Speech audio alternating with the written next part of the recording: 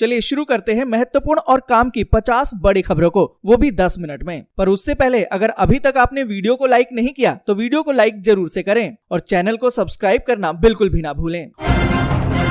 तो आज की पहली बड़ी खबर, रूस यूक्रेन जंग में राहत की खबर। यूक्रेन में 6 घंटे के लिए सीज फायर। आपको बता दें कि रूस यूक्रेन में जंग तो जारी है, पर ऐसे में एक राहत की खबर मिल रही है। जानकारी के अनुसार नागरिकों को सुरक्षित रास्ता देने के लिए रूस तैयार हो गया है। रूस ने कहा है कि वो नागरिकों को निकालने तक हमला नहीं करेगा। रूस के रक्षा मंत्रालय ने इस बात की जानकारी दी है। दरअसल यूक्रेन और रूस के बीच में दूसरे दौर की बातचीत में इसकी सहमति बनी थी। इसके बाद रूस ने कुछ समय के लिए पूरे यूक्रेन में सीज फायर का ऐलान कर दिया है। और इन सभी के बीच दोस्तों अगली बड़ी खबर की जेलेंस्की ने कहा, पोलैंड नहीं भागा हूँ, कीव में ही हूँ मैं। आपको बता दें कि यूक्रेन ने रूस के उस दावे को खारिज कर दिया है जिसमें कहा गया था कि राष्ट्रपति जेलेंस्की पोलैंड भाग गए हैं। जेलेंस्की ने कहा कि वो पोलैंड नहीं भागे हैं, यूक्रेन में ही हैं। यूक्रेन के राष्ट्रपति जेलेंस्की के कार्यालय की तरफ से ये दावा किया गया है कि प्रेसिडेंट जेलेंस्की कीव में ही मौजूद हैं, यूक्रेन छोड़कर कहीं बाहर नहीं गए हैं। और इन सभी के बीच दोस्तों अगली बड़ी खबर की रूसी दूतावास ने कहा, पश्चिमी देशों द्वारा भेजे जा रहे हैं यूक्रेन में भाड़े के सैनिक। यहाँ पर आपको बता दें कि रूस और यूक्रेन के बीच में युद्ध अभी भी जारी है।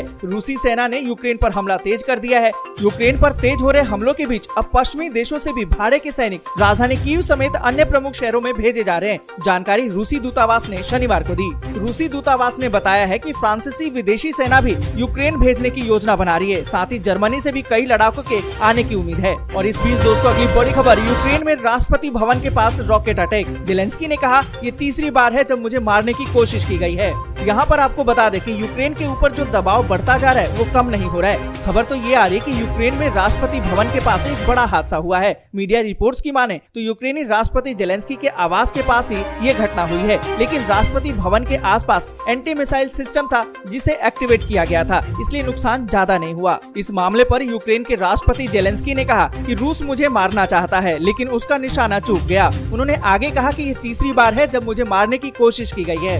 और इन सबके बीच दोस्तों अगली बड़ी खबर की ज़पोरिज़िया न्यूक्लियर प्लांट पर यूक्रेन का दोबारा से कब्जा। मीडिया रिपोर्ट्स में किया गया दावा। आपको बता दें कि रूस की तरफ से यूक्रेन पर शुरू किए गए हमले को 10 दिन बीत चुके हैं। इसके बावजूद यूक्रेन के कई शहर अब भी रूसी सेना के नियंत्रण से बाहर हैं। इस बीच यूक्रेनी मीडिया की रिपोर्ट्स में दावा किया गया है कि यूक्रेन ने ज़पोरिज़िया न्यूक्लियर प्लांट को रूस से दोबारा से छीन लिया है। और इन सब के बीच दोस्तों अगली बड़ी खबर की ब्रिटेन ने अपने नागरिकों से रूस को छोड़ने को कहा। आपको बता दें कि रूस और यूक्रेन के बीच जारी जंग के बीच अब ब्रिटेन ने अपने नागरिकों से रूस को छोड़ने की सलाह दी है। आपको बता दें कि ब्रिटिश सरकार की तरफ से एक बयान जारी किया गया है और कहा गया है कि यदि रूस में आपकी मौजूदगी की जरूरत नहीं है तो कमर्शियल रूट्स के जरिए रूस को छोड़ दें। और इसी के साथ दोस्तों अगली बड़ी खबर, रूस के राष्ट्रपति पुतिन का बयान। रूसी सेना को हाई अलर्ट पर रखा गया। आपको बता दें कि कीव कूच कर रही रूस की सेना के रास्ते में आने वाली हर रुकावट का जवाब दिया जा रहा है। यूक्रेन के कई शहरों में शनिवार की सुबह से ही रूसी सेना ने तबाही मचा रखी है। इस बीच रूस के राष्ट्रपति पुतिन का बयान सामने आया है। उन्होंने रूस पर प्रतिबंध को युद्ध जैसा ऐलान कहा है। कीव ने रणनीति के तहत ही घेराबंदी की है। साथ ही उन्होंने बताया कि विशेष सैन्य अभियान शुरू कराना कठिन फैसला था, पर आपको बता दें कि उन्होंने कहा यूक्रेन के सैन्य ठिकाने तबाह करने का काम लगभग पूरा हो चुका है और उन्होंने रूसी सेना को हाई अलर्ट पर रख दिया है। और इस बीच दोस्तों अगली बड़ी खबर, रूस से लड़ने वापस आए विदेशों में मौजूद 66,000 से अधिक यूक्रेनियंस। आपको बता दें कि रूस यूक्रेन जंग के 10 दिन बीत चुके हैं। इस बीच रूस की सेना कीव के काफी नजदीक आ गई है। इस बीच आपको बता दें कि यूक्रेन के रक्षा मंत्री के हवाले से बताया गया, विदेशों में मौजूद करीबन 66,200 यूक्रेनियंस रूस से लड़ने के लिए स्वदेश वापस आ गए हैं। और इन सब के बीच दोस्तों अगली बड़ी खबर, जेलेंस्की का नया वीडियो जारी, बोले कि जल्द अपने लोगों को बुलाएंगे। आपको बता दें कि रूस के साथ भीषण जंग अभी भी जारी है। जंग के दौरान दोनों देशों के बीच शांति को लेकर बातचीत भी जारी है। वहीं आपको बता दें कि रूस और यूक्रेन के बीच में 2 दौर की बातचीत भी हो चुकी है। दूसरे दौर की बातचीत में दोनों देशों ने मानवीय कॉरिडोर बनाने पर सहमति जताई थी। इन सब के बीच यूक्रेन के राष्ट्रपति जेलेंस्की ने दावा किया, हमने युद्ध के दौरान 10,000 रूसी सैनिकों को या तो मार गिराया या फिर पकड़ लिया है। साथ ही यूक्रेन के राष्ट्रपति ने कहा कि हम युद्ध को समाप्त करने के लिए हर संभव प्रयास कर रहे हैं। साथ ही उन्होंने वीडियो संदेश में कहा है, मुझे यकीन है कि हम जल्द ही अपने लोगों से कह पाएंगे कि वापस आ जाओ क्योंकि अब कोई खतरा नहीं है। और इन सब के बीच दोस्तों अगली बड़ी खबर, वाराणसी रैली में विपक्ष पर जमकर बरसे पीएम मोदी, बोले आएंगे तो योगी ही। आपको बता दें कि उत्तर प्रदेश में 7वें चरण की वोटिंग से पहले प्रधानमंत्री नरेंद्र मोदी ने वाराणसी में एक रैली को संबोधित किया। इस दौरान पीएम नरेंद्र मोदी ने विपक्ष पर जमकर निशाना साधा। उन्होंने कहा कि यूपी के लोग यूपी में गुंडागर्दी, माफिया, भ्रष्टाचार, घोर परिवारवादियों को पूरी तरह नकार चुके हैं। पूरा यूपी बिना बटे एकजुट होकर कह रहा है कि आएगी तो भाजपा ही और आएंगे तो योगी ही। और इसी के साथ दोस्तों अगली बड़ी खबर की आजमगढ़ में अखिलेश यादव का बीजेपी पर हमला। दोस्तों यहाँ पर आपको बता दें कि 7वें चरण के चुनाव प्रचार के तहत सपा सुप्रीमो अखिलेश यादव ने गाजीपुर की जनसभा को संबोधित किया और अखिलेश यादव ने कहा कि सपा की सरकार बनते ही फौज और पुलिस के लिए भर्ती निकाली जाएगी। इस बीच उनके साथ मंच पर भाजपा सांसद रीता बहुगुणा जोशी के बेटे मयंक जोशी भी नजर आए। और इसी के साथ दोस्तों अगली बड़ी खबर की बीजेपी अध्यक्ष नड्डा का दावा, 4 राज्यों में बनाएंगे पूर्ण बहुमत की सरकार, पंजाब में भी आएंगे अच्छे नतीजे। आपको बता दें कि 5 राज्यों में विधानसभा चुनाव अब अपने अंतिम चरण में पहुंच चुका है। अंतिम चरण के मतदान के लिए चुनाव प्रचार भी खत्म हो गया है। चुनाव प्रचार थमने के बाद भारतीय जनता पार्टी यानी कि बीजेपी चुनावी राज्यों में सरकार बनाने को लेकर पूरी तरह से आश्वस्त नजर आ रही है। आपको बता दें कि बीजेपी अध्यक्ष जेपी नड्डा ने पत्रकारों से बातचीत करते हुए ये दावा कर दिया कि हम 4 राज्यों में पूर्ण बहुमत की सरकार बनाने जा रहे हैं। और इसी के साथ दोस्तों अगली बड़ी खबर की योगी ने कहा, पहले सपा के गुर्गे और बहन जी का हाथी राशन खा जाते थे।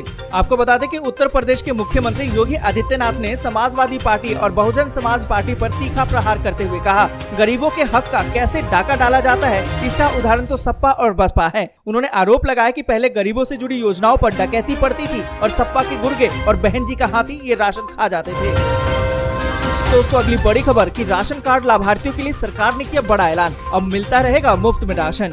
आपको बता दें कि देश में गरीब और आर्थिक रूप से कमजोर वर्ग के लोगों के लिए राष्ट्रीय खाद्य सुरक्षा अधिनियम के तहत कम दाम में राशन उपलब्ध करवाया जाता है। अगर आप भी राशन कार्ड के तहत हर महीने राशन का लाभ उठाते हैं तो ये खबर आपके लिए बेहद अच्छी हो सकती है। अब राशन कार्ड होल्डर्स को 1 महीने में 2 बार फ्री राशन मिल रहा है। साथ ही आपको बता दें कि प्रधानमंत्री गरीब कल्याण अन्न योजना के तहत मुफ्त राशन वितरण योजना को आगे बढ़ा दिया गया है। दरअसल जिस तरीके से चुनाव हो रहे हैं, ऐसे में उत्तर प्रदेश में चुनाव को लेकर सरकार कई तरह के ऐलान कर रही है। इसी कड़ी में केंद्र सरकार के गरीब कल्याण अन्न योजना की अवधि को बढ़ा दिया गया है, जिसके तहत 10 किलो राशन मुफ्त में मिल रहा है। इतना ही नहीं, लाभार्थियों को हर महीने 2 बार मुफ्त में गेहूं, चावल और इनके साथ खाने का तेल और नमक भी फ्री में दिया जाता है। क्या दोस्तों आपको ये सब चीजें मिलती हैं या नहीं, कमेंट करके जरूर बताएं। इसी के साथ दोस्तों अगली बड़ी खबर कि अमूल और पराग के बाद अब मदर डेयरी ने भी बढ़ा दिए हैं दूध के दाम। 2 रुपए प्रति लीटर हुआ है महंगा। आपको बता दें कि अमूल के बाद अब दूध कंपनी मदर डेयरी ने भी दूध के दाम को बढ़ा दिया है। मदर डेयरी के अलग अलग दूध के वेरिएंट में 2 रुपए तक की वृद्धि कर दी गई है। अब मदर डेयरी का दूध खरीदने पर ग्राहकों को 2 रुपए ज्यादा देने होंगे और ये नई दरें 6 मार्च 2022 से लागू भी हो गई हैं। और इसी के साथ दोस्तों अगली बड़ी खबर कि 31 मार्च तक पैन को आधार से करा ले लिंक, नहीं तो देना पड़ सकता है 10,000 रुपए का जुर्माना। आपको बता दें कि पैन को आधार से लिंक कराने की आखिरी तारीख 31 मार्च है। अगर आपने 31 मार्च तक अपने पैन को आधार से नहीं जोड़ा तो ये निष्क्रिय यानी कि इनऑपरेटिव हो जाएगा। इनऑपरेटिव पैन का उपयोग करने पर आपको 10,000 रुपए तक का जुर्माना लगाया जा सकता है। इस समस्या से बचने के लिए जल्दी से जल्दी अपने आधार को पैन से लिंक करवा लीजिए। इनकम टैक्स डिपार्टमेंट के अनुसार अगर कोई पैन कार्ड होल्डर्स अपने पैन को आधार से लिंक नहीं करवाता है तो वो पैन कार्ड बेकार हो जाता है। उसके बाद आप वित्तीय लेन देन नहीं कर पाएंगे। दोस्तों आज के लिए बस यहीं तक। जय हिंद, जय भारत।